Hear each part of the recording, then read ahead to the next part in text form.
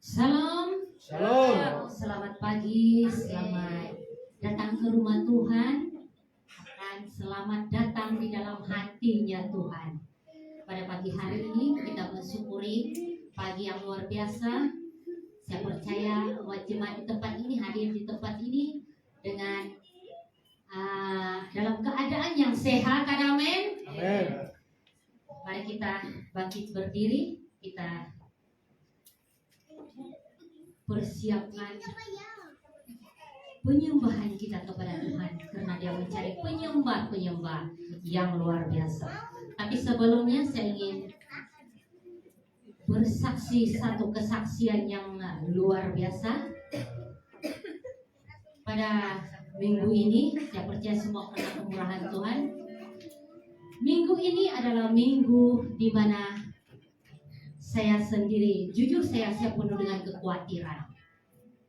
Kekhawatiran yang luar biasa, sebab pada hari Selasa itu anak bungsu saya, si Ade, subuhnya dia sudah demam. Kita sudah tahu keadaannya tidak seperti orang lain. Jam 2 pagi dia sudah demam, panas. Jadi paginya dia tidak pergi sekolah sebab dia start muntah-muntah sudah. Muntah, demam panas. Terus dia lemah, jadi dia cuti.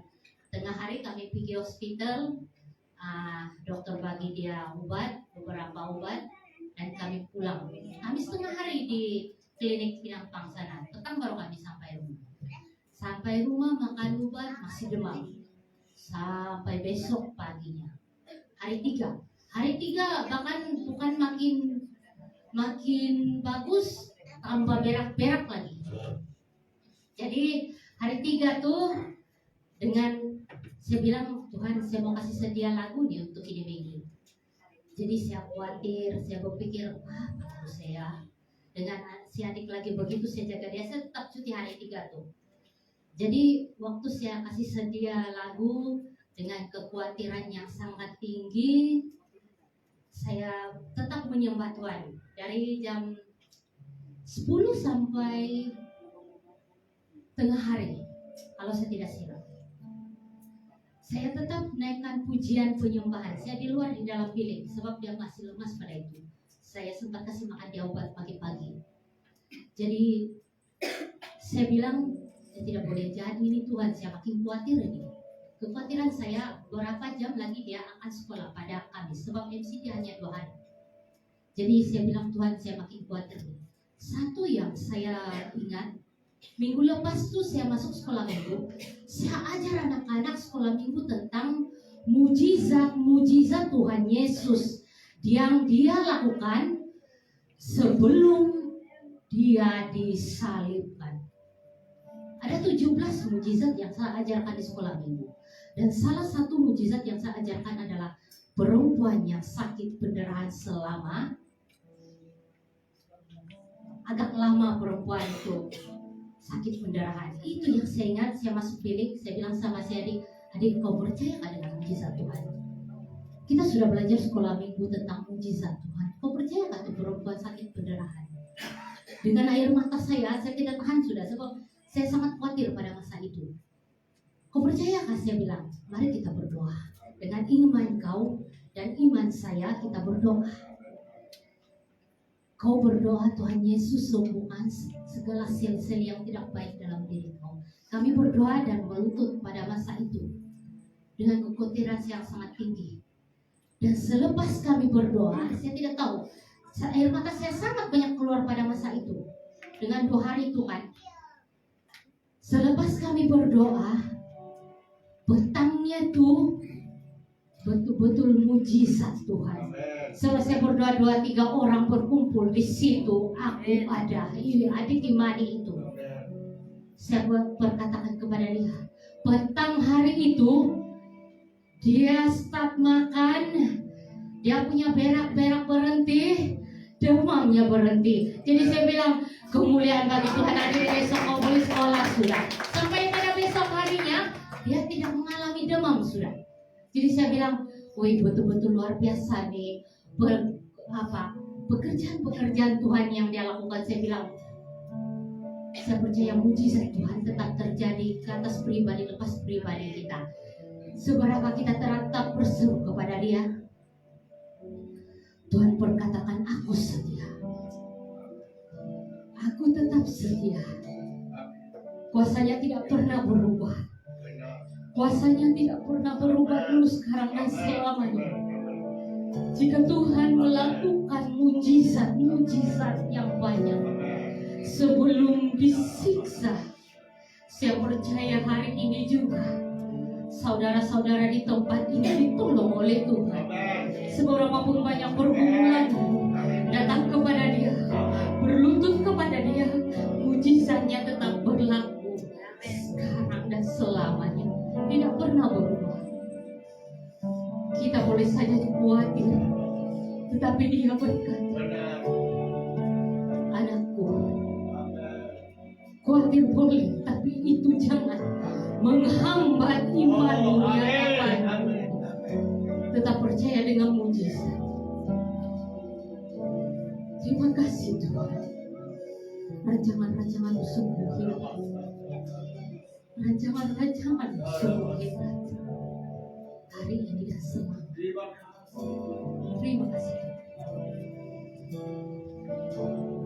kasih.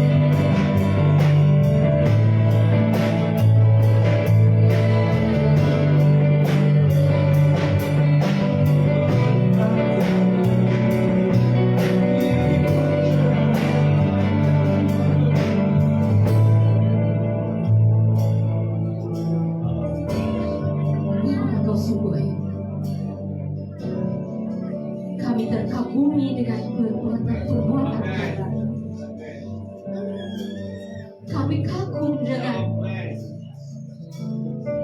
keajaiban-keajaiban-Mu, Yesus.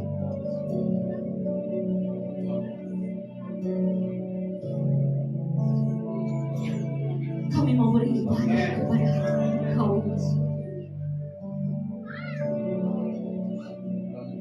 Dengan hati yang terus berseru dan berharap kepada Engkau. Kami mau datang di hadapan-Mu dengan hanya satu tujuan, yaitu menyembah Engkau pada pagi hari ini di dalam roh dan kebenaran. Kami tetap mensyukuri, bersyukur dengan apa yang Kau berikan kepada kami pada minggu hari. Sehatnya kami pada hari ini semua karena kebaikan-Mu, karena penyertaan, karena anugerah-Mu yang melayakkan kami untuk datang di hadapan-Mu pada pagi hari ini, Bapa. Kami berdoa, Bapa, Engkau turut serta di dalam pekerjaan tangan-Mu di tempat ini, Bapa. Engkau sertai umat jemaat-Mu dimanapun mereka berada. Engkau sertai gereja kami.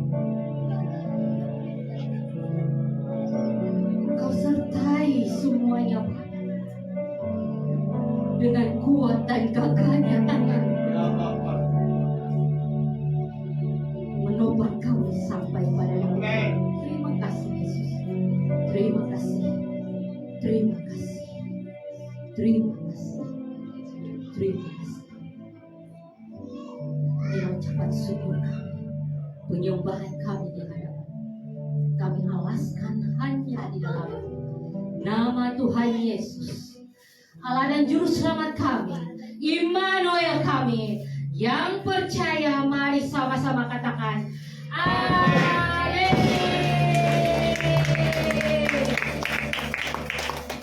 Haleluya, haleluya, haleluya. Apa kabar jemaat Asia City? Luar biasa. Mari kita puji Tuhan.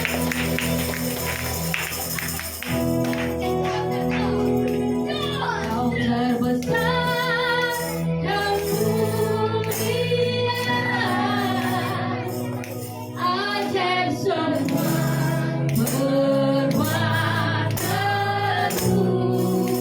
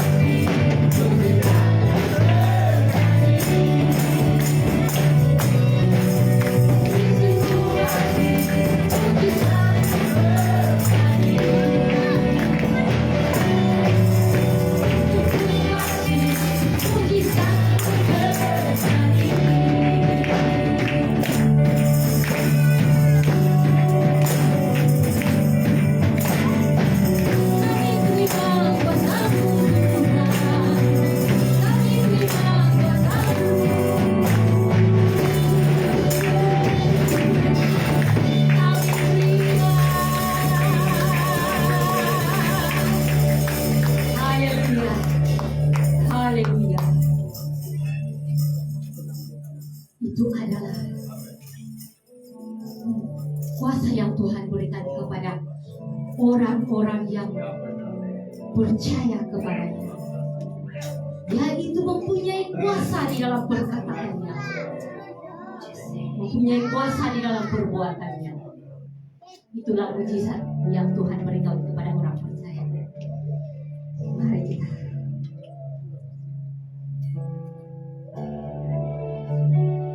menyatu dengan hadirat Tuhan.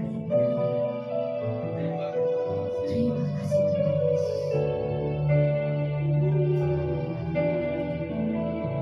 Kami perlukan kehadiran Tuhan. Setiap hari kami perlukan kehadiran dalam hidup kami. Yes,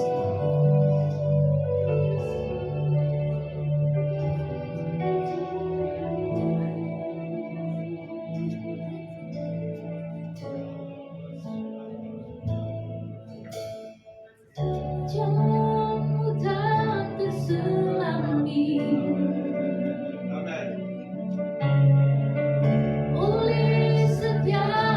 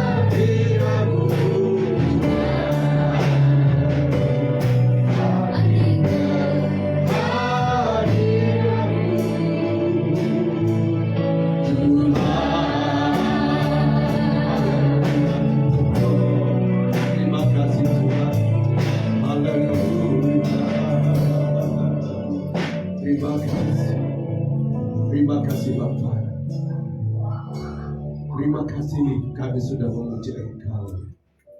Kami sudah memuliakan Engkau.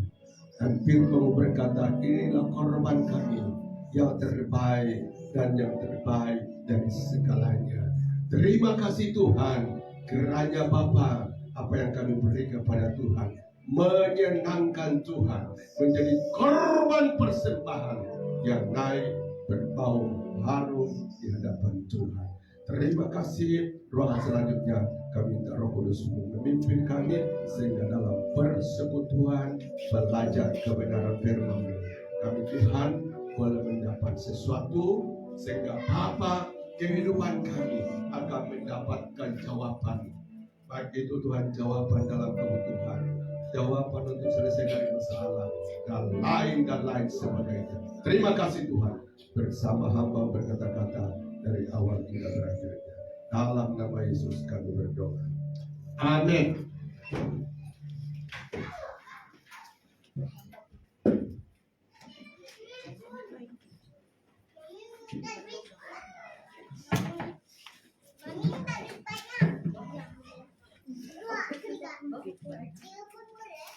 Oke, Tuhan,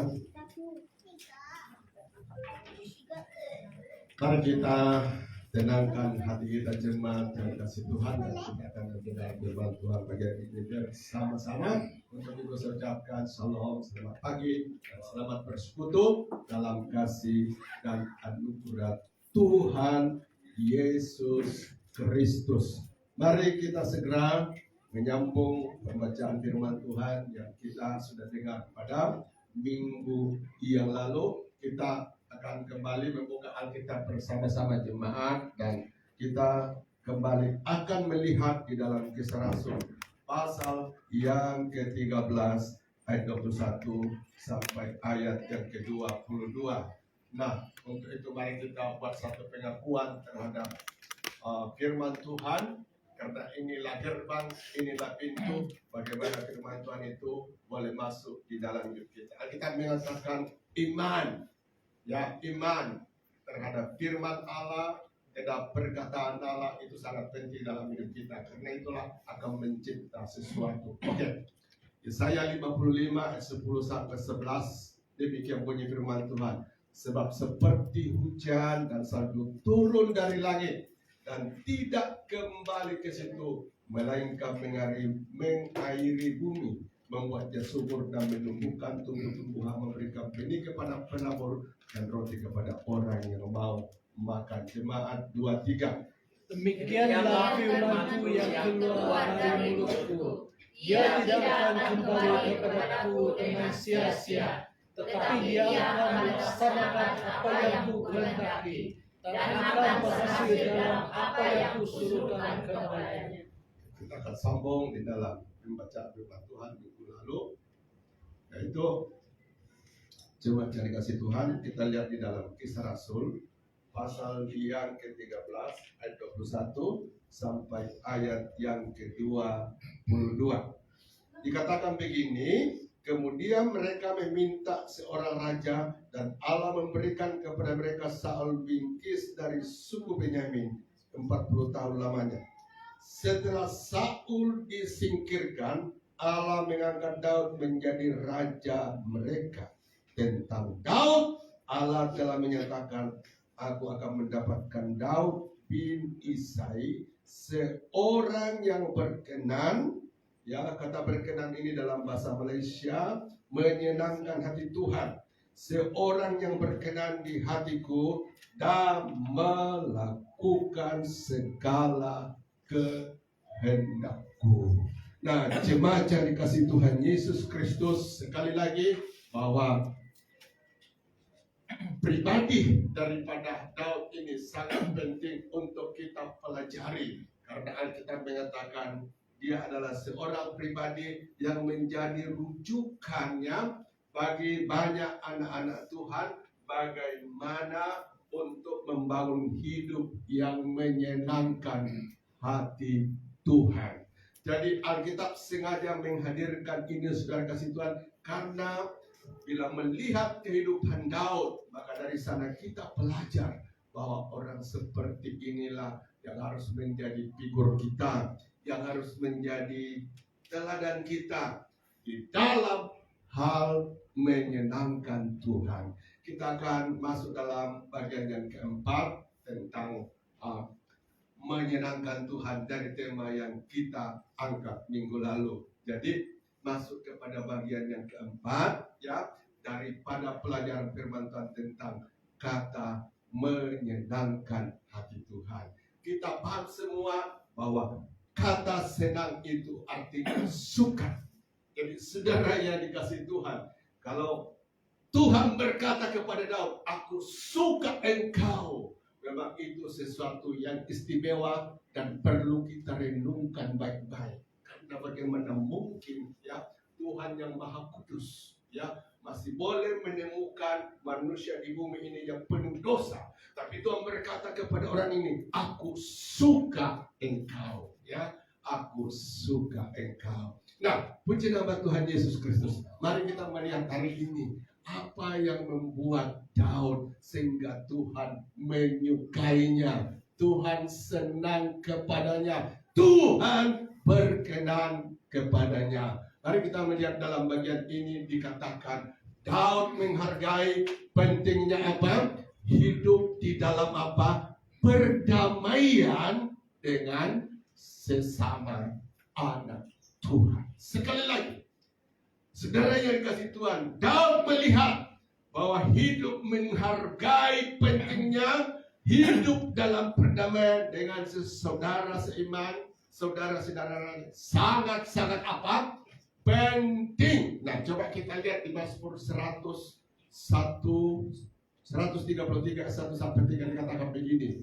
Nyanyian secara Daud, sungguh alangkah baiknya, betapa baiknya dan indahnya apabila saudara diam bersama-sama. Kata saudara di sini ya itu boleh berarti saudara secara darah daging, tapi lebih penting saudara di dalam Yesus Kristus. Amin. Kenapa? Persaudaraan di dalam Yesus Kristus itu kekal. Kita mulai dari bumi ini dan kita akan bawa masuk ke surga. Amin. Jadi di bumi ini kita membangun persaudaraan di sini dari berbagai latar belakang. Tapi Tuhan berkata, persekutuan seperti ini diimpikan oleh Tuhan, dirindukan oleh Tuhan. Supaya apa? Kita tetap nikmati masuk ke surga. Amin. Jadi nanti jemaat yang dikasih Tuhan, setiap gereja di bumi ini ya akan buat rombongan datang kepada Tuhan. Oke, sekarang kita akan menunggu rombongan dari gereja Alikan. Maka tampillah pastornya dan bersama jemaatnya. Terus dan mungkin kita yang terakhir. Ya tidak apa-apa saudara. Tapi yang penting di sini kita adalah rombongan yang siap disambut oleh Yesus. Amin. Ya sekarang gilirannya rombongan. Ya gereja Injil, gereja Church of God Kansas City, mari. Dan saudara yang dikasih Tuhan, pada saat itu yang tampil lebih duluan siapa? Pastor Yosa, dan urutan yang kedua Pastor Jenny, urutan yang kedua semua pelan-pelan mimbaran. Itulah orang-orang yang dituntut tanggung jawab di sini. Dan yang terakhir semua jemaat. Tapi bukan berarti mereka yang duluan itu yang penting. Maksudnya mereka yang di depan itu orang-orang yang akan dimintai tanggung jawab oleh Tuhan. Amin. Dan kita akan tak berharap akan datang kepada Tuhan. Dan itulah peristiwa yang sangat-sangat menakjubkan saudara yang dikasih Tuhan. Amin. Peristiwa yang sangat-sangat menakjubkan karena apa? Itulah saat saudara di situ akan mengakhiri semua perjuangan yang tidak enak dalam mengikut Tuhan, akan mengakhiri semua gaya hidup, cara hidup di mana kedagingan kita disalibkan karena taat kepada Tuhan. Tapi tak saat itu saudara, ya melihat saja kemuliaan Tuhan, saudara-saudara rasakan sesuatu yang luar biasa. Amin. Belum menikmati tempat yang Tuhan sediakan. Ya, dengan rukun. Nah, perkataan rukun ini saudara, ini adalah istilah dalam bahasa Indonesia yang diterjemahkan artinya suka damai.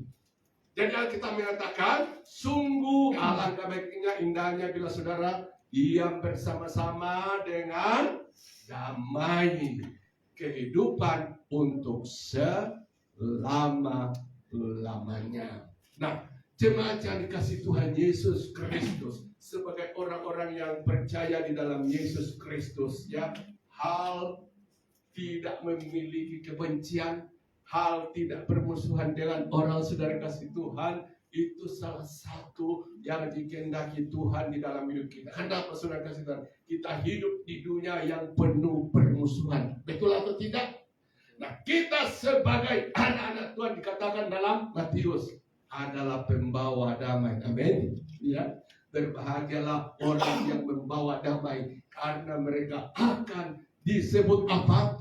Anak-anak Allah. Kenapa kita, saudara kasih Tuhan, diberi tanggung jawab oleh Tuhan untuk pembawa damai? Karena Alkitab mengatakan kita dulu juga ini bermusuhan dengan Tuhan.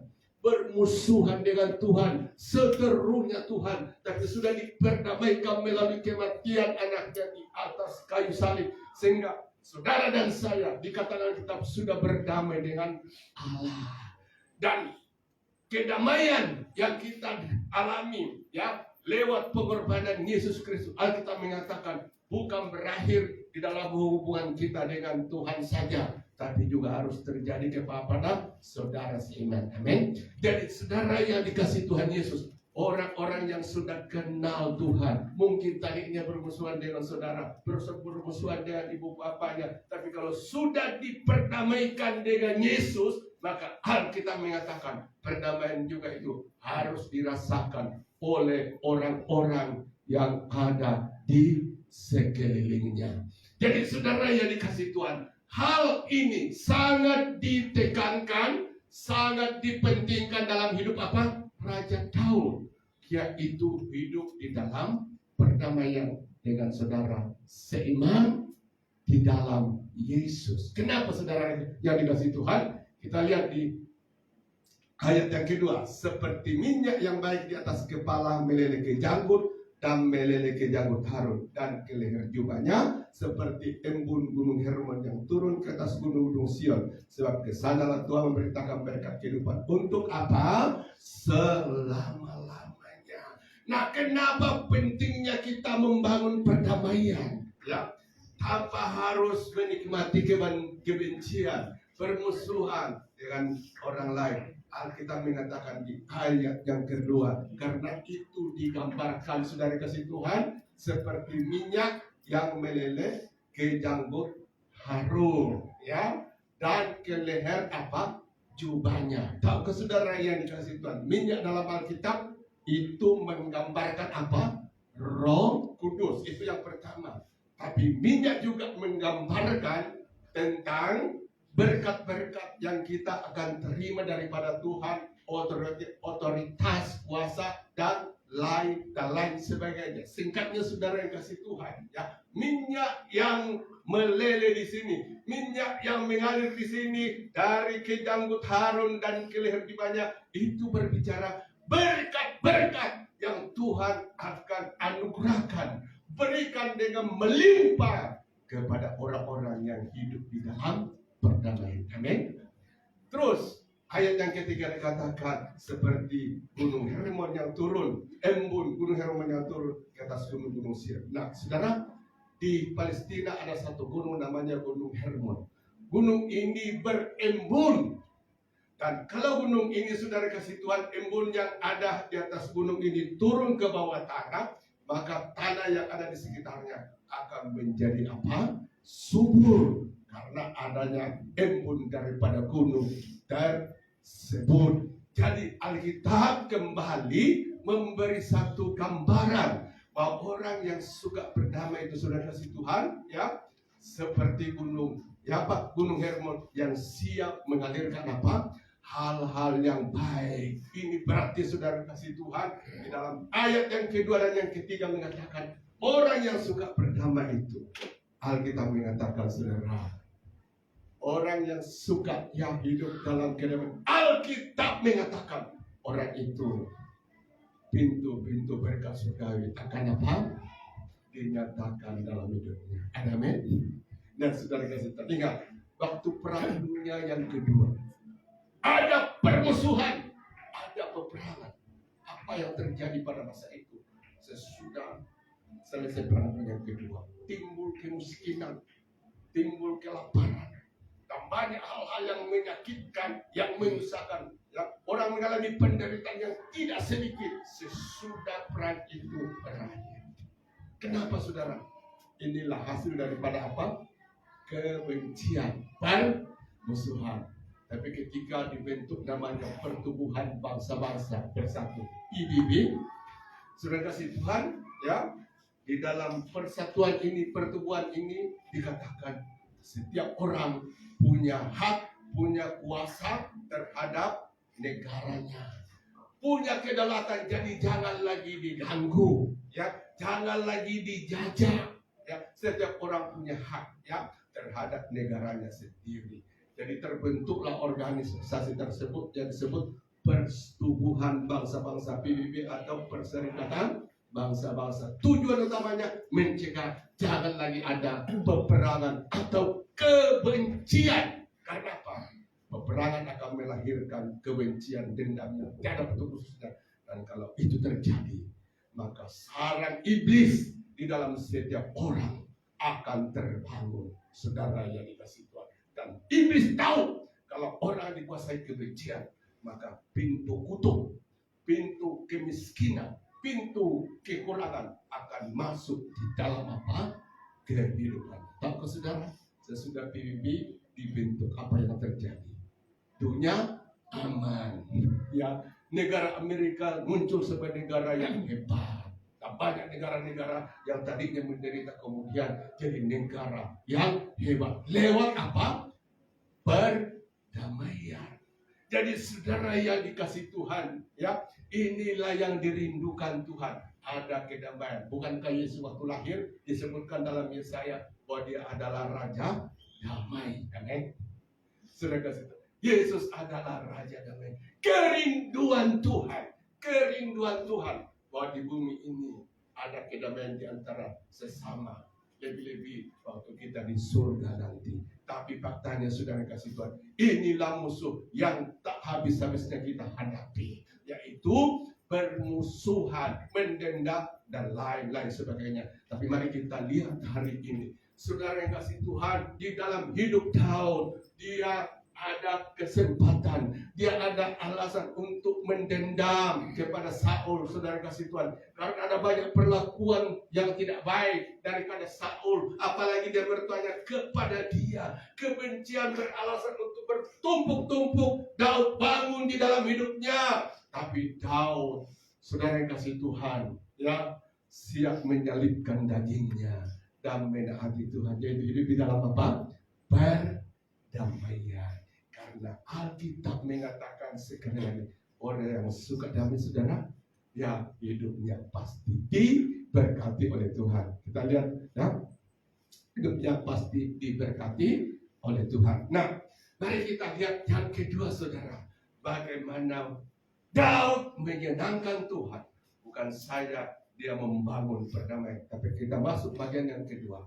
Daud sangat menghargai pentingnya takut akan Tuhan. Daud sangat menghargai pentingnya hidup takut akan Tuhan.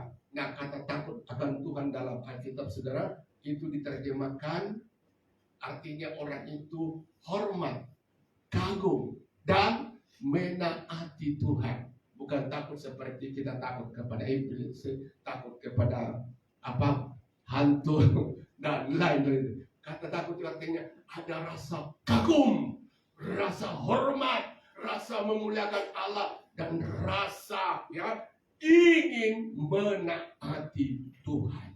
Dan saudara yang kasih Tuhan, inilah yang ada di dalam hidup Daud.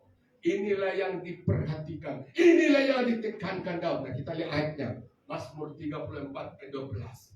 Marilah anak-anak, dengarkanlah aku. Takut akan Tuhan apa? Akan ku ajarkan kepadamu. Jadi saudara kasih Tuhan, Daud ini seorang pengajar, ya, bagaimana membangun hidup yang takut kepada Tuhan. Ya.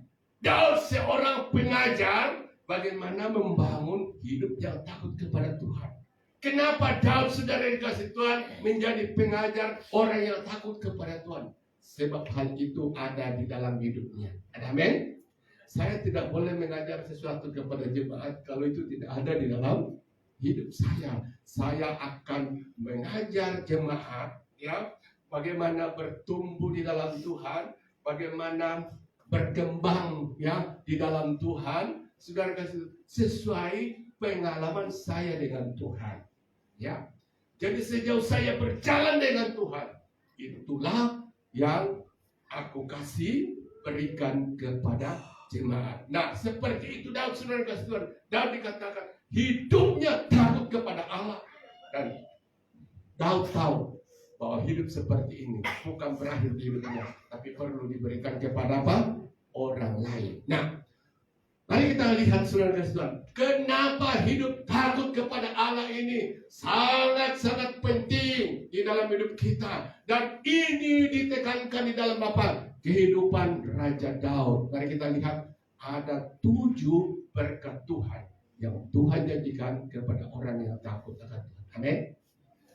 Ada 7 berkat Tuhan yang Tuhan janjikan bagi mereka yang takut akan Tuhan. Mari kita lihat. Yang pertama, Mazmur 25 ayat 12 sampai 14 dikatakan, siapakah orang yang takut akan Tuhan? Kepadanya Tuhan menunjukkan apa? Jalan yang harus dipilihnya.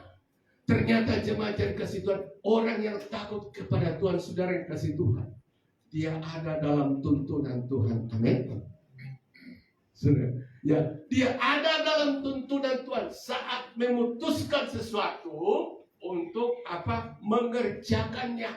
Ada pimpinan Tuhan berlaku di dalam hidupnya. Saudara kasih Tuhan, ada satu kesaksian begini, seorang anak Tuhan, ya, dia mencintai seorang pria. Dikira ini adalah orang yang Tuhan persiapkan bagi dia untuk menjadi calon pasangannya. Saudara kasih Tuhan, ya, orang ini dibawa kepada ayahnya, diperkenalkan kepada ayahnya. Dan jika ayahnya bertanya, siapakah orang yang kau bawa? Dia bilang, ini orang yang saya cintai dan juga dia mencintai saya. Ya. Saudara kasih Tuhan, ketika bapaknya melihat, ya, sang lelaki ini, saudara kasih Tuhan, bapaknya ada perasaan tidak enak, perasaan, saudara kasih Tuhan, ya, was-was dalam hidupnya. Sesudah sang lelaki ini pulang ke rumahnya, anak perempuan daripada keluarga tersebut dipanggil oleh bapaknya, masuk ke bilik. Dikatakan begini, nah, apakah kamu betul-betul mencintai sang lelaki? Iya, betul-betul, aku suka, dan inilah jawaban doaku selama ini. Tapi saudara kasih Tuhan, bapaknya yang penuh dengan Roh Kudus tahu bahwa ini bukan. Lalu bapaknya berkata, coba cek kau punya keinginan, apakah betul-betul dari Tuhan atau dari dirimu sendiri, dari kehendakmu sendiri. Yang saya rasa, yang saya tahu bahwa orang ini bukan apa yang Tuhan siapkan untuk engkau. Ketika bapaknya berkata demikian, jemaat yang dikasihi Tuhan, yang anaknya ini karena sudah terlanjur mencintai lelaki ini, dia memberontak, dia bersungut-sungut, dan banyak hal-hal negatif yang dia berikan kepada bapak dia. Saudara yang dikasihi Tuhan, tapi bapak ini terus berdoa. Akhirnya sampai pada satu masa, saudara yang dikasihi Tuhan, sang lelaki yang dicintai anaknya ini ternyata muncul sifat apa? Aslinya. Ya. Ternyata bukan orang yang bertobat. Lalu saudara kasih Tuhan, bapak ini memanggil lagi dan berkata, seandainya, ya, saya menuruti kehendakmu, ya, saya menuruti kehendakmu, dan kamu lihat sekarang aslinya hidup orang itu, bagaimana hidupmu akan datang, pasti hancur dan hancur. Sekarang putuskan, itu dari daging kamu, itu bukan dari Tuhan. Sabar, Tuhan memberi yang terbaik. Dan saudara yang kasih Tuhan, ketika anaknya melihat yang hal-hal yang boleh memudaratkan hidupnya di masa akan datang pada lelaki ini, tiba-tiba anak itu kemudian sujud di hadapan bapaknya. Terima kasih, ternyata aku sudah tertipu dengan apa? Pilihanku. Ya, syukur oleh anugerah Tuhan melalui bapak ini, saudara-saudara. Tuhan menuntut, ya Tuhan menuntut, Tuhan memimpin. Ini bukan pilihan anakmu. Anakmu akan hancur hidupnya nanti kalau dia paksakan. Jadi hampir terlanjur, tapi karena bapak ini takut sama Tuhan, amin, di dalam memutuskan ada pimpinan Tuhan, amin, ada anugerah Tuhan bersama dia, sehingga pilihannya bukan yang salah. Mari kita lihat di ayat yang ke-13, saudara. Itu yang pertama. Orang itu sendiri akan mendapat apa? Dalam kebahagiaan. Nah, orang yang takut kepada Tuhan, Alkitab mengatakan orang itu akan apa? Menetap dalam apa? Kebahagiaan. Kata tetap itu artinya dia akan menikmati kebahagiaan entah apapun terjadi dalam hidupnya. Amin. Hatinya tidak mudah goyah, saudara-saudara. Dia akan bahagia apapun masalah terjadi dalam hidupnya. Saudara-saudara, yang tidak menyenangkan, tetap rasa bahagia itu melekat dalam hidupnya. Kata Alkitab. Tahukah saudara kasih Tuhan, inilah anugerah Allah yang terbesar dalam hidup kita. Amin. Kalau di tengah-tengah saudara menghadapi goncangan hidup, tapi saudara masih memiliki hal ini, saudara masih mampu memuji Tuhan, saudara masih mampu mengucap syukur. Oh Tuhan, itu luar biasa. Dan itu dikerjakan oleh kebahagiaan dan sejahtera yang Tuhan taruh di dalam hidup kita. Mari kita lihat yang ketiga. Dan anak cucunya akan mewarisi bumi. Dalam bahasa lain dikatakan akan memiliki bumi. Bagaimana itu mewarisi bumi? Bagaimana itu memiliki bumi? Artinya saudara yang dikasih Tuhan, dimanapun kita berada, Tuhan jadikan saudara sebagai anak-anak Allah yang siap memberkati. Amin. Itu bajunya mewarisi bumi.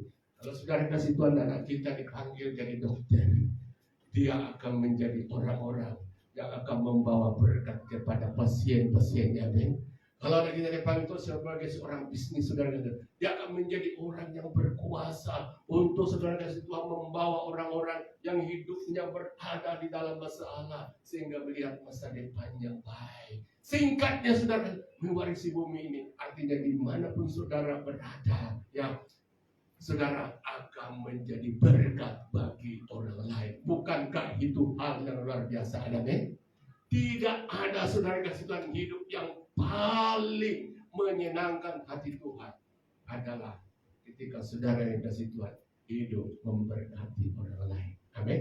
Nah, kita lihat yang keempat, orang yang takut akan Tuhan dikatakan Tuhan akan bergaul karib. Karib itu erat.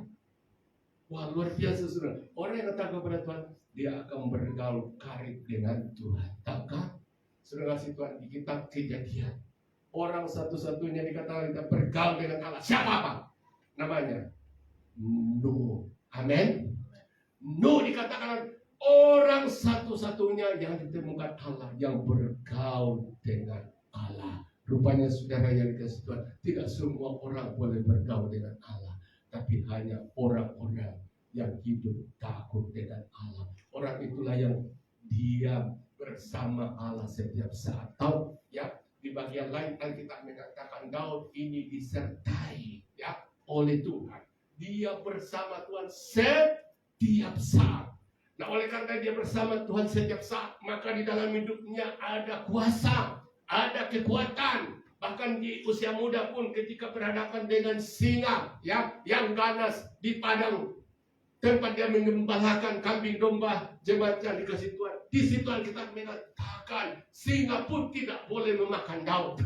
Ya, ya. Singanya takut kepada Daud. Saya tidak tahu saudara bagaimana boleh itu terjadi. Padahal kalau singa itu kan namanya binatang yang berdarah, dia tahu itu makanan kita. Tapi kenapa Daud tidak boleh dimakan oleh singa? Saya percaya ada kemuliaan, ada kuasa Tuhan mengelilingi dia, sehingga apa? Sehingga melihat Daud ini orang yang bukan seperti orang yang siap dimangsa. Amin. Ada penyertaan Tuhan. Jadi Daud dikatakan dia bergaul karib dengan Tuhan. Nah, terus kita lihat yang keempat. Dan perjanjiannya diberitahukan kepada mereka. Perjanjiannya diberitahukan kepada mereka. Amin. Kita semua tahu janji Tuhan ya di dalam Alkitab ada beribu-ribu. Sekarang itu baru diberitahukan, tapi menjadi kehendak Tuhan bagaimana janji Tuhan itu menjelma menjadi kenyataan di dalam hidup kita. Nah, kita lihat ya. Mazmur 33 ayat 18. Sesungguhnya mata Tuhan apa? Tertuju kepada mereka yang takut akan Dia. Coba lihat ini saudara. Bukan saja Tuhan, saudara kasih Tuhan ya menuntun orang ya untuk membuat pilihan yang tepat, tapi dikatakan Alkitab di sini mata Tuhan terfokus ya kepada orang yang takut akan Dia. Bukan berarti Tuhan ada mata, ya kan? Alkitab mengatakan Tuhan itu roh adanya. Tapi di sini inilah namanya dalam istilah teologi disebut antropologi. Artinya Tuhan itu digambarkan seakan-akan apa? Manusia. Tuhan tidak punya tangan. Tapi kan kita berdoa, Tuhan ulurkanlah tanganmu. Tuhan tidak punya telinga seperti kita. Tuhan dengarlah doaku, pasrahlah telingamu. Itu namanya bahasa apa? Allah yang sifatnya roh itu digambarkan sebagai apa? Manusia. Jadi dikatakan sesungguhnya mata Tuhan tertuju kepada mereka. Apa arti kata tertuju? Terfokus. Artinya apa? Kita menjadi orang yang diperhatikan Tuhan secara khusus. Amin. Dan saudara kasih Tuhan ya, di dunia mana saja selalu ada pribadi-pribadi mendapat perhatian secara khusus. Betul kan? Kalau di serikat ada saja pekerja, wah, diperhatikan secara khusus oleh majikannya. Kemudian di dunia politik pun begitu, selalu ada pribadi-pribadi yang diperhatikan secara khusus, diberi keutamaan, saudara kasih Tuhan. Kenapa? Orang itu punya kelebihan. Orang itu punya kelebihan di atas rata-rata, ya, di atas kebanyakan orang. Dan Daud seperti itu, saudara. Kenapa dia menjadi titik perhatian Tuhan setiap saat? Karena Daud takut sama Tuhan. Amin. Orang yang takut kepada Tuhan, saudara yang kata Alkitab, di mana saudara berada, apa keadaan kita, apa situasi kita, Alkitab mengatakan mata Tuhan tidak akan pernah luput daripada kita. Ya, 24 jam Dia memperhatikan saudara. Amin. Inilah luar biasanya. Ya, bila kita membangun hidup yang takut kepada Tuhan. Kita lanjut di Mazmur 34 ayat 8. Malaikat Tuhan bergema di sekeliling apa? Orang-orang yang takut akan Dia lalu melumpuhkannya. Ayat 34 pasal 34 dari Mazmur ayat 8 saudara berbicara bagaimana perlindungan Tuhan ya berlaku kepada anak-anak Tuhan. Ya, jangan salah paham kalau kita berdoa, lindungilah saya Tuhan. Seringkali kita pahami dan bisa paham sepertinya Tuhan hadir melindungi saya. Tapi saudara Tuhan, siapa yang disuruh Tuhan untuk melindungi perjalanan hidup saudara? Di sini dikatakan malaikat. Ya. Jadi bukan Tuhan itu hamba kita. Oke, Tuhan sertai saya, lalu Dia berjalan bersama. Inilah yang ada alatnya saudara. Ya, ada alatnya yang Tuhan pakai untuk apa? Mengelilingi kita. Tapi alat ini hadir lewat perintah Tuhan. Amin. Jadi saudara yang kasih Tuhan, dikatakan malaikat Tuhan bergema di sekeliling orang-orang yang takut akan Dia. Kenapa mesti harus ada malaikat berkeliling mengitari hidup orang-orang yang takut kepada Dia? Karena Alkitab ada malaikat jahat yang siap menyerang saudara. Siapa malaikat jahat itu? Iblis. Jadi malaikat ya berperang dengan malaikat. Malaikat baik berperang dengan apa? Malaikat jahat itulah iblis. Ingat, iblis itu dulunya malaikat. Dipanggil Lucifer, bintang fajar, namanya sangat hebat. Tapi ketika dia menjadi iblis, saudara, maka di dalam diri iblis hanya ingin menghancurkan hidup saudara. Dan dikatakan Alkitab, pencuri datang untuk apa? Mencuri, membunuh, dan membinasakan. Jadi tujuan akhir daripada iblis adalah mencuri, membunuh, dan membinasakan hidup saudara dan saya di dalam neraka selama-lamanya. Inilah musuh yang kita hadapi setiap saat. Tidak ada habis-habisnya. Maka kita mengatakan perlu ada pribadi yang bersama kita setiap saat. Siapa? Malaikat mulia, malaikat suci. Saudara kasih, dialah menjadi pengawal keselamatan di seluruh hidup saudara. Ada amin? Nah, saudara kasih Tuhan, pernah terjadi kisah begini, seorang hamba Tuhan ya menginjil di satu tempat. Lalu saudara kasih Tuhan, karena kepenatan, tiba-tiba dia membawa itu kereta. Memang itu kereta dengan kelajuan di luar daripada yang biasa. Tanpa sadar orang ini, apa saudara kasih Tuhan, waktu dia bawa itu kereta di tengah jalan raya, dia sudah apa? Keretanya itu sudah naik seperti pesawat. Tapi anehnya saudara kasih Tuhan, ketika apa? Ketika kereta itu mendarat di sebuah jalan, saudara kasih Tuhan, orang itu tidak ada apa-apa. Baru dia terkejut. Rupanya saya tadi terbang, kemudian mendarat seperti pesawat dengan baik. Kira-kira saudara kasih Tuhan, siapa yang apa itu menopang kapal itu? Apa bukan kereta itu sampai tiba di jalan raya dengan baik? Siapa? Malaikat. Amin. Inilah saudara kasih Tuhan yang dikirim Tuhan untuk melindungi saudara setiap saat. Tapi saudara kasih Tuhan, pengawal keselamatan ini Tuhan akan ambil, Tuhan akan singkirkan. Nah, kalau kita tidak takut kepada Tuhan, itu sebabnya kalau kita takut kepada Tuhan, saudara kasih Tuhan, Alkitab mengatakan engkau aman. Engkau boleh tidur dengan nyenyak, amin. Setan akan ganggu kita dengan mimpi-mimpi yang buruk, dengan berbagai hal. Ada malaikat yang kudus siap akan menyerang kita. Saudara yang kasih Tuhan, kenapa saudara dan saya dijaga begitu ya luar biasa dengan malaikat? Karena saudara, status kita lebih mulia dari malaikat. Amin.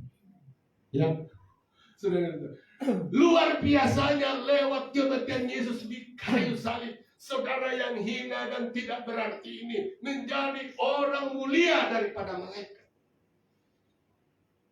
Bukankah ini membuat saudara cinta Tuhan luar biasa? Siapa saya ini Tuhan? Sampai pribadi yang tidak kenal dosa, pribadi yang mulia, yang mengasihi engkau sejak dari dulu, yaitu malaikat suci, boleh menjadi penjaga kita. Saya katakan menjadi hamba saudara, amin. Ya kan? Ya, tanpa didasari, surat malaikat itu menjadi hamba saudara. Ya, dia menjaga saudara, amin. Amin. Inilah luar biasa dan tepatkan. Walaupun dia mulia, tidak berdosa, tapi statusnya dapat lebih rendah daripada apa? Saudara Ibrahim mengatakan, saudara sangat berharga karena ditebus oleh darah Yesus. Itu sebabnya saudara, dimanapun saudara berada saat keluar di badan, jangan pernah takut hantu, amin. Ada yang mengelilingi saudara. Kalau kuntilanaknya datang dengan muka yang menyakitkan saudara, iblis apa malaikat yang ada sekeliling kita, dia akan datang dengan pedang Allah, amin. Jangan sentuh orang ini. Ini miliknya Tuhan, ini anaknya Allah, ini keluarganya Tuhan. Jangan kamu sentuh, amin. Awas. Jadi itu saudara kasih Tuhan, kasihan ini malaikat 24 jam berperang dengan roh jahat hanya karena menjaga saudara, amin. Itulah sebabnya waktu kita tidur dan boleh bangun pagi hari, patut mengucap syukur kepada Tuhan. Terima kasih Tuhan, karena ini hari ini aku baru boleh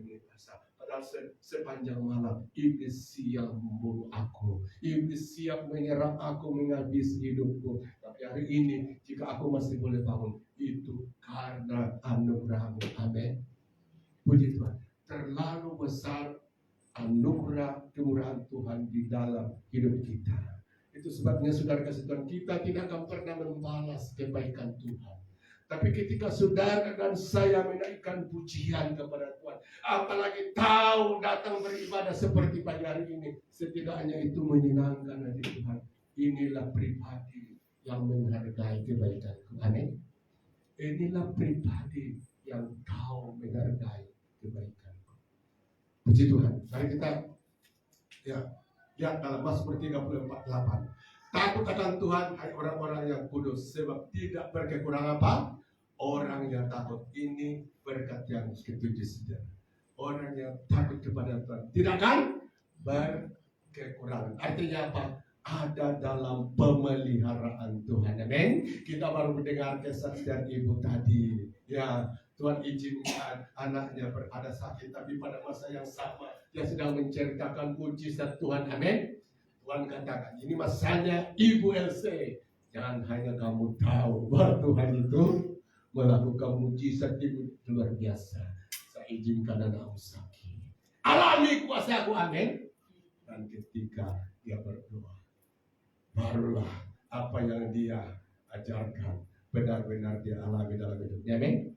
Karena Mazmur mengatakan begini, kejap dan lihatlah betapa baiknya Tuhan itu. Amin.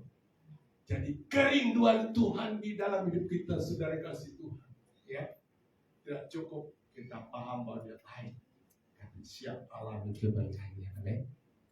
Siap alami kebaikan. Itu sebabnya masalah apapun yang terjadi di dalam hidup kita, kadang-kadang itu diizinkan Tuhan, karena Tuhan berkata, ini masanya bukan saja engkau dipenuhi pengetahuan dengan firman, tapi siap praktekkan, siap alami kebenaran yang kata itu dalam hidup. Amin.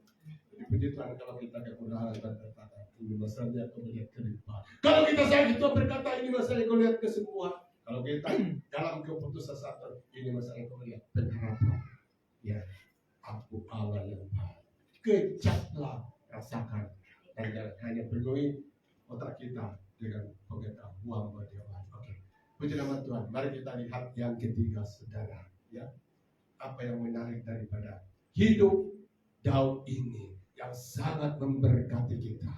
Tidak katakan dia membangun pertobatan yang sungguh-sungguh. Bagaimana kita tahu itu? Kita melihat dalam Mazmur 51:9 dikatakan, korban sembelihan kepada Allah ialah jiwa yang hancur, hati yang patah dan remuk, tidak kau pandang hina ya Allah. Ya, dalam terjemahan lagi, janganlah membuat aku dari hadapanmu, dan janganlah mengambil roh yang kudus daripadaku.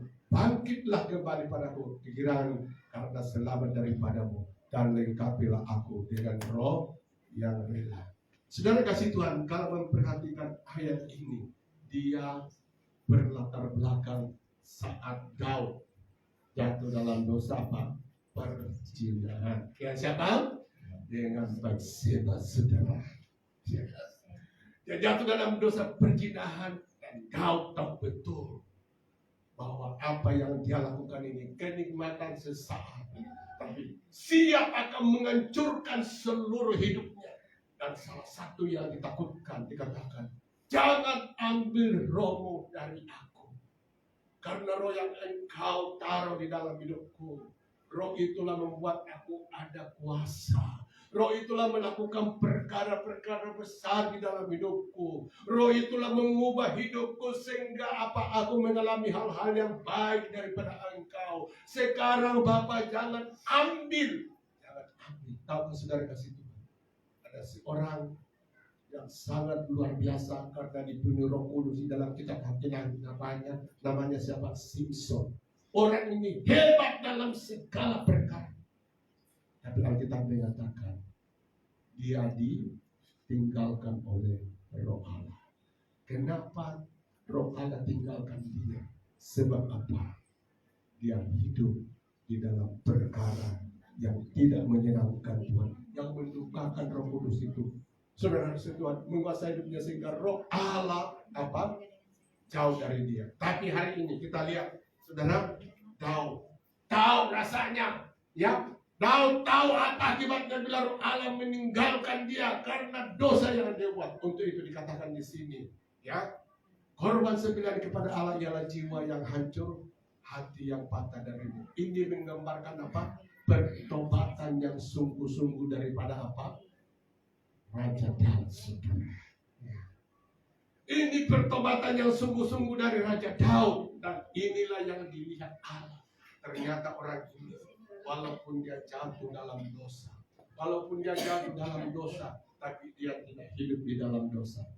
Sekali lagi, saudara, ya, saya pernah katakan, jatuh dalam dosa berbeda dengan hidup di dalam dosa. Kalau jatuh dalam dosa artinya kita jatuh sekali, tapi kemudian bertobat. Ya, seperti itu terjadi bagi Daud. Jatuh dalam persinan, tapi ketika dia bertobat, dia tidak melakukan hal yang sama. Saudara. Nah, hidup di dalam dosa itu artinya berkali-kali lakukan bertobat hari ini, besok. Dan saudara kasih Tuhan, ya. Saya pernah melihat satu orang saudara yang dikasih Tuhan, ya. Ini salah satu pergumulan yang berat dalam hidupnya. Kalau ada KKR, ibadah KKR, diundang. Siapa mau butuhkan lawatan Tuhan? Dia orang yang pertama maju ke depan. Tapi dari sini saudara kasih Tuhan kembali lagi kepada, ya, perkara yang sama. Jadi hidupnya itu jatuh bangun. Nah, ini namanya hidup di dalam dosa. Daud tidak demikian. Daud tidak sempurna, saudara kasih Tuhan. Tapi apa yang kita lihat di sini, ketika Daud tahu ada hal yang tidak menyenangkan di hadapan Tuhan, dia datang di hadapan Tuhan dengan hati yang hancur dan remuk. Ini berbicara apa? Artinya pertobatan yang sungguh-sungguh. Tahukah saudara kasih Tuhan, ya? Pertobatan yang sungguh-sungguh itulah membuat kita memelihara roh Allah terus bekerja di dalam hidup kita. Ada nih? Ya. Kapan saudara kasih Tuhan, ya, kita kesempurnaan hal ini, maka roh Allah akan berduka dan kemudian dia padam. Kita lihat dunia saat ini saudara kasih Tuhan, ya, dulu, ya, negara Eropa itu pengekspor iman, ya, pengekspor berita keselamatan kepada berbagai bangsa. Ingat, orang Rumus di sini kenal Tuhan karena ada orang Jerman datang, amin. Kalau tidak saudara kasih Tuhan, ya, Ibu Elsie mungkin sudah lain pakaiannya, tahu apa yang saya maksud. Tapi ada orang Jerman datang, meninggalkan kesenangan hidupnya, meninggalkan apa yang dia cintai, datang dan hidup seperti apa? Orang Rumus. Saya lihat dalam sejarah bagaimana Injil masuk di Rumus itu sudah sedih sekali. Dia punya misionari, ya, tanam padi bersama-sama orang kampung, ya, kemudian makan bersama-sama dia, padahal dia orang kaya. Itulah pengorbanan yang mereka berikan. Dia hidup seperti orang kampung, bangun pondok seperti orang, di situ dia tidur. Bayangkan kasih mereka kepada bangsa kita. Tapi lewat pengorbanan mereka saudara kasih Tuhan, kita kenal, ya, Yesus, amin. Jadi kita berutang kepada negara tersebut, selalu berdoa untuk bangsa ini, amin, karena dia sudah memberkati kita. Dan kita seperti apa, kacang lupa apa? Kulit, kan? Selalu mendoakan pribadi bangsa yang memberkati kita, saudara yang dikasih Tuhan. Jadi kita kembali kepada pembacaan kita hari ini, saudara yang dikasih Tuhan. Kita melihat Raja Daud ini karena hatinya sungguh-sungguh ingin hidup menyenangkan Allah, tidak mau roh Allah meninggalkan dia, seperti yang terjadi hari ini, saudara kasih Tuhan. Bangsa-bangsa yang dulunya pembawa keselamatan, tapi hari ini sudah meninggalkan. Amin. Saya baca dalam berita CNN, Jerman dan Belanda sekarang beratus orang Kristen sudah sangat menakutkan, saudara. Sudah di bawah 50%. Padahal dulu apa? 90% orang Kristen. Tapi sekarang di bawah 25%. Itu sekarang. 10 tahun akan datang, apa akan jadi? Apakah mereka pindah agama lain? Tidak. Generasi sekarang yang ada di Belanda dan Jerman itu, saudara, jadi ateis. Orang yang menyangkal apa? Adanya Tuhan. Tidak percaya kalau Tuhan itu ada. Nah, itu yang dikatakan dalam Mazmur, orang masih berkata tidak ada Allah. Jadi mereka masuk kepada apa? Dunia gelap sekarang. Kenapa ini terjadi, saudara? Roh Kudus sudah diduka citakan. Roh Kudus meninggalkan bangsa ini. Dan Tuhan katakan, serahkan, ikuti kehendakmu, kemauanmu sendiri. Dan apa akibatnya? Dan kita lihat hari ini, saudara kasih Tuhan, tempat-tempat di mana terjadi kebangunan rohani pada masa dulu, sekarang apa? Tempat itu mengizinkan namanya apa? Hubungan sejenis. Apa itu hubungan sejenis? Lelaki dengan lelaki boleh berkawin, perempuan dan perempuan boleh apa? Berkawin. Mengerikan, ada pemberontakan kepada Tuhan. Dan memang Alkitab menyatakan dalam Matius, jika masa tidak dibersihkan, maka orang-orang pilihan hampir apa? Tidak diselamatkan. Saudara dan saya adalah orang pilihan Allah yang siap menjadi apa? Pengantin apa? Perempuan kepada sang pengantin lelaki, yaitu Yesus Kristus. Amin. Kita adalah orang pilihannya Allah. Tapi ingat, saudara yang dikasihi Tuhan, ada pribadi hari ini mengitari hidup saudara, ya, mengitari hidup saudara yaitu iblis, berusaha dengan segenap hati, dengan segenap kekuatannya, dan dengan segala yang dia miliki untuk membuat saudara jauh daripada Tuhan. Supaya apa? Pilihan Allah sebagai orang-orang selamatkan gagal di tengah jalan. Untuk kita saudara Tuhan, setiap saat mari kita hadapkan hidup kita kepada Tuhan. Bapa, ini yang Engkau tidak sukai dan mengikat hidupku, saya bawa di hadapan-Mu. Ambil, amin. Sebab saudara kasih Tuhan, kalau kebiasaan dosa sudah mulai mempermainkan diri kita, satu ketika itu akan menghancurkan kita. Yudas dipermainkan dengan apa? Sudah kasih Tuhan, kebiasaan buruk apa yang terjadi sama dia. Simpson dipermainkan dengan hal-hal yang buruk, apa yang terjadi dengan dia. Jadi mari hari ini sudah kasih Tuhan, pesan firman Tuhan yang terakhir ini, ya, bahwa pertobatan bukan berakhir dalam hidup kita, bukan berhenti sampai saat ini, tapi pertobatan itu harus kita bangun terus menerus sampai Yesus datang pada kali kedua. Amin. Pertobatan itu nanti berakhir saat Yesus datang. Amin. Atau saat saudara mengakhiri hidup ini, baru berakhir. Selama kita masih bernapas, pikiran kita diserang setan, keinginan kita diserang setan, perbuatan kita diserang setan. Untuk setiap saat datang kepada Tuhan. 1 Yohanes 1:9 mengatakan, setiap kali kita berdosa, ingat ada darah yang menyucikan, yaitu darah Yesus Kristus. Jadi puji nama Tuhan. Karena kasih Tuhan, Allah tahu persis waktu Tuhan tempatkan kita di dunia yang penuh dengan godaan, penuh dengan roh-roh jahat. Dan sudah kasih Tuhan tahu, ya, bahwa untuk hidup di dalam kebenaran, hidup menyenangkan Tuhan, hidup berkenan kepada Tuhan, itu adalah hal yang suka. Tapi ingat saudara, Alkitab mengatakan Dia sudah taruh Roh Kudusnya dalam hidup kita. Amin. Roh Kudus itulah menuntun saudara dan saya setiap saat untuk takut sama Tuhan, menyenangkan hati Tuhan. Amin.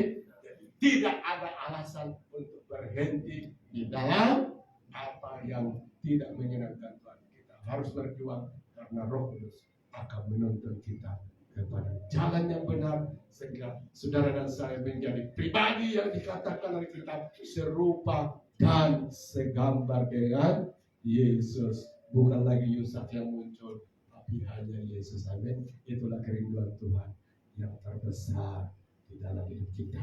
Puji Tuhan. Mari kita bangkit berdiri dan kita datang kepada Tuhan.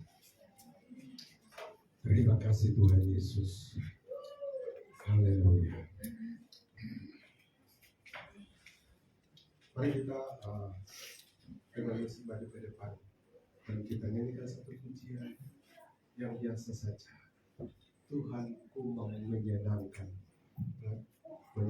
Tuhanku mau menyenangkan. Haleluya. Terima kasih. Jadikan ini menjadi kerinduan saudara dan saya. Menyenangkan hati Tuhan. Terima kasih Bapak. Haleluya. Terima kasih. Seperti Bapak, setiap kali melihat saudara dan saya, hatinya dipenuhi sukacita karena dia sudah menebus saudara dari kegelapan, dari hidup yang diperhamba oleh dosa. Namun demikian, saudara kasih Tuhan, mari kita berkongsi apa yang dialami oleh Bapa. Dipenuhi sukacita, dipenuhi kesukaan dengan mengambil komitmen hari ini. Bapa, aku mau menyenangkan Engkau, menyenangkan Engkau. Terima kasih Tuhan. Tuhan,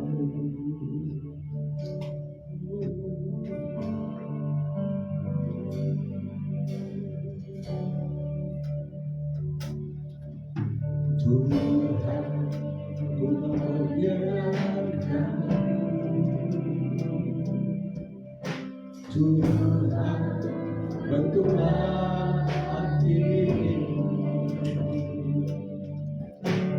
jadi berjaga untuk memadu, jemalah damai yang bersembunyi. Tuhan, ku serahkan hatiku.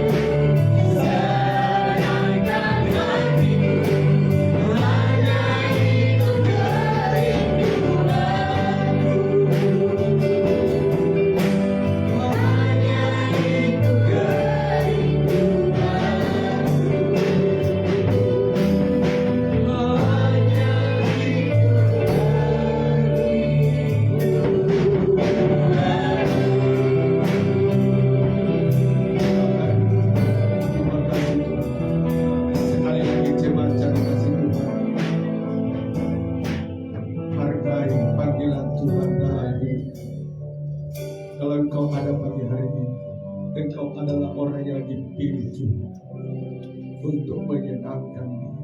Tahukah hari ini saudara,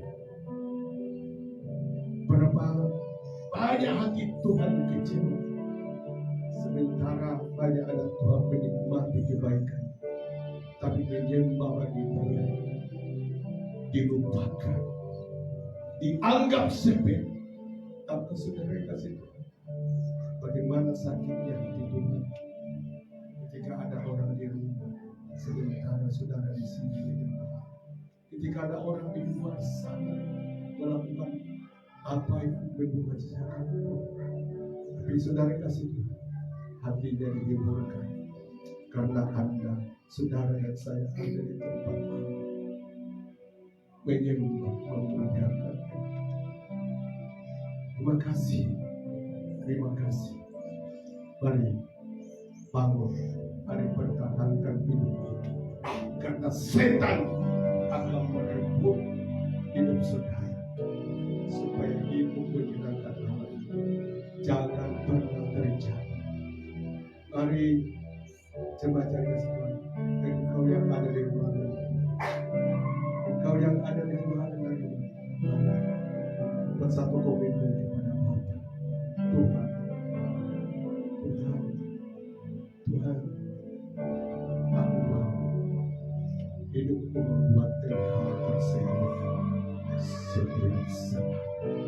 Kalaupun jutaan manusia memilih untuk mendukacitakan hati Allah, tapi dia masih menemukan saudara yang memilih menyenangkan Allah, maka Tuhan akan melupakan yang jutaan itu. Hati dia akan terfokus kepada saudara dan saya. Terima kasih, kita bersyukur. Kemampuan untuk menyenangkan Tuhan itu pekerjaan Roh Kudus dalam hidup kita. Kemana saudara kasih Tuhan, pelihara hal ini kita. Terima kasih Bapak, kami sudah mendengar firman pada hari ini. Tuhan Yesus, kami sudah mempersembahkan pujian kepada Engkau, dan kami imbani pujian ini. Maka kami umat-umatmu di sini mengambil keputusan untuk menyenangkan hati, dan keputusan kami hal yang sangat dibenci oleh iblis. Tapi Bapa Saudara, Tuhan Roh menyatakan sehingga hidup menyenangkan hal itu, menyenangkan Tuhan benar-benar tergenapi di dalam hidup. Terima kasih Tuhan, menyenangkan Engkau dengan kemampuan kami sendiri memang hal yang mustahil dan sulit. Tapi Bapa, Engkau juga tahu bahwa itu memang sulit dan sulit. Tapi kami bersyukur hari ini Roh Kudus Engkau hadirkan dalam hidup kami. Roh Kudus Bapa membuat kami mampu menyenangkan hati Allah, memuaskan hati Allah, membuat Tuhan tersenyum setiap saat. Terima kasih Bapa. Daging kami sebagai musuh kami yang membuat Allah berduka cita, tetapi Tuhan Yesus akan percaya melalui Roh Kudus akan ditaklukkan, dan kami akan menikmati kebenaran firman Allah. Di dalam Yesus kami adalah orang-orang merdeka. Terima kasih Tuhan Yesus, terima kasih Tuhan, terima kasih. Inilah kerinduan kami, dan kami tahu kerinduan kami itu dengan kerinduan Tuhan, sama dengan kerinduan Tuhan, yaitu menyenangkan Engkau. Terima kasih Tuhan, bangun dalam hidup kami, bangun dalam hidup kami hal ini. Terima kasih kami mengundang Roh Kudus untuk beroperasi sepenuhnya di dalam hidup kami, sehingga Bapa, apa yang Kau rindukan di dalam hidup kami benar-benar tergenapi. Kalau saat ini tidak tergenapi, kami beriman besok. Kalau besok belum tergenapi, hari-hari akan datang kami akan benar-benar menikmati, mengalami hidup yang menyenangkan. Terima kasih Yesus, bangun dalam hidup kami. Dalam nama Yesus kami berdoa. Amin.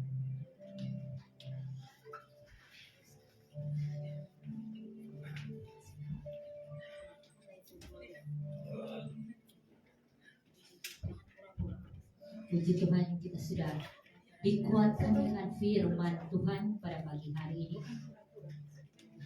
Dan kita sudah menerima. Sekali lagi kita akan memberi untuk Tuhan bagi pekerjaannya di tempat ini. Mari saya undang doa kita pada pagi ini.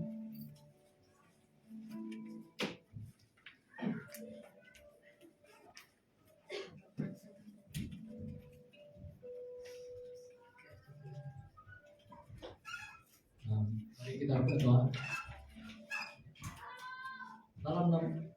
Dalam Bapa yang di surga, kami berkumpul di sini sebagai umat-Mu.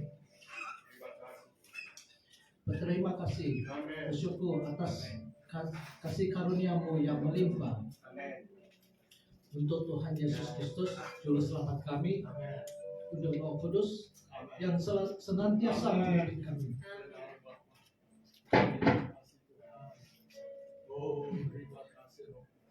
Dengan hati yang terbuka, kami membawa persembahan ini di hadapan Tuhan Yesus Kristus.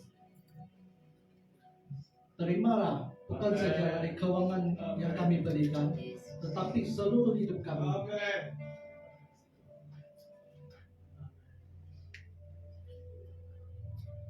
Pikiran, tenaga, kasih sebagai persembahan hidup yang berkenan di hadapan-Mu. Berkatilah persembahan ini agar digunakan untuk memperluaskan kerajaan-Mu, menolong yang lemah, mengabadikan gereja, dan bagi dunia yang merindukan kedamaian.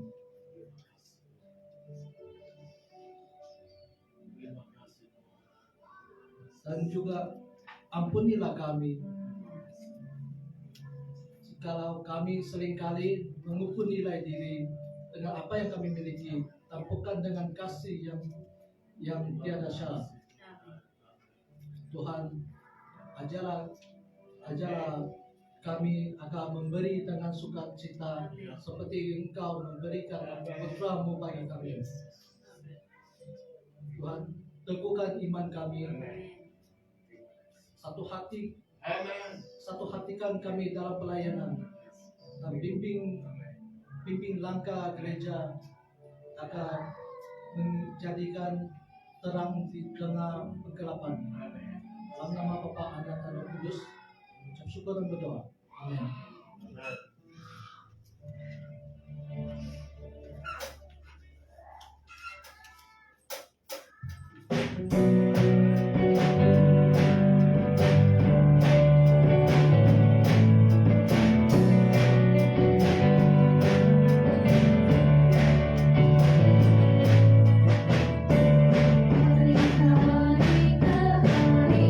Tak pernah terbatalkan berkahmu.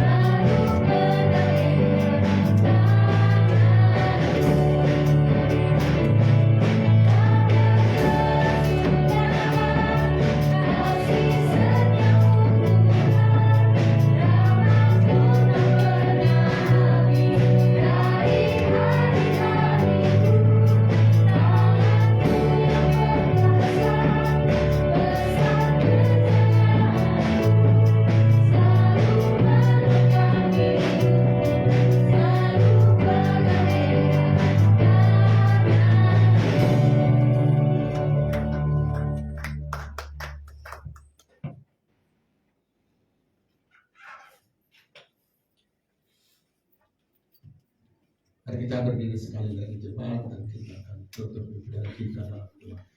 Terima kasih Bapak Surgawi, selesainya persekutuan kami bersama Tuhan pagi hari ini. Maka sebentar umat-Mu akan pulang ke rumah masing-masing dan siap menjalani berbagai aktivitas sepanjang minggu ini. Kami berdoa Bapa, kiranya kuasa ibadah dialami dan dikecap oleh umat-Mu sepanjang minggu ini. Bahwa orang yang beribadah hidupnya diberkati oleh Tuhan. Terima kasih Tuhan untuk itu. Apapun yang mereka hadapi, kami percaya mereka ada dalam penyertaan Tuhan. Dan berdoa untuk umat-Mu yang tidak hadir, Tuhan, apapun masalah mereka, Tuhan adalah jawaban dan siap menolong dalam kesulitan yang dialami. Terima kasih Tuhan Yesus, terima kasih. Dan kami berdoa secara khusus Tuhan untuk ibadah perayaan Paskah yang Tuhan beberapa minggu ke depan kami hadapi. Tuhan tolong kiranya di dalam perayaan ini bukan sekedar kami Tuhan merayakannya karena itu kebiasaan, tapi biar benar-benar apa yang terjadi 2000 tahun yang lalu, di mana Yesus Tuhan dan Juru Selamat kami telah memberikan seluruh hidupnya mati di kayu salib karena mengasihi kami. Itu yang Roh Kudus-Mu akan selalu ingatkan dalam hidup kami. Terima kasih Tuhan Yesus, terima kasih Tuhan, kekuatan hikmat daripada Tuhan terus bersama umat sepanjang minggu ini dalam menghadapi apapun Tuhan, kegiatan dan apapun cabaran. Terima kasih Tuhan, kemuliaan bagi Tuhan. Mari jemaat angkat tangan dan terima berkat dari Tuhan. Jemaat cari kasih Tuhan, mari kita tinggalkan tempat ini dan pulang ke rumah masing-masing. Kiranya kasih karunia dari Allah Bapa melalui anaknya Yesus Kristus serta persekutuan Roh Kudus-Nya akan menyertai jemaat mulai hari ini sampai Yesus datang pada kali yang kedua. Yang mengucap syukur di dalam nama Yesus kami sudah berdoa dan semua jemaat berkata amin. Selamat siang, Tuhan Yesus memberkati. Nah,